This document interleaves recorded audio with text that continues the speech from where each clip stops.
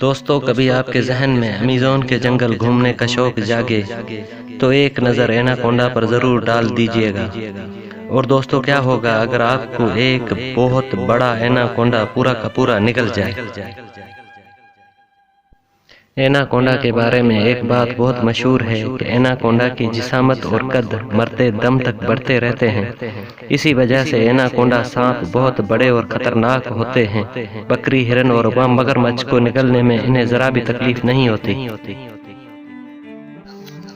Green anaconda 9 metre तक लंबे और 225 किलो वजनी होते हैं। अगर आप एनाकोंडा की जकड़ में आ गए हैं तो आप अपने जिस्म की टूटती हड्डियों की आवाज खुद अपने कानों से सुन सकते हैं। उसके बाद आप एनाकोंडा के पेट में पहुंच जाएंगे। पर राह की बात यह है कि आपको खाने के बाद वो 1 महीने तक कोई और शिकार नहीं करेगा,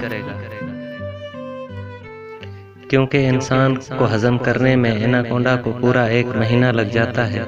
दोस्तों, अगर आप अपनी बीवी की वजह से परेशान हैं तो अमेज़न घूमने जाने का प्रोग्राम हो तो रिटर्न टिकट सिर्फ 1 ही कटवाइएगा।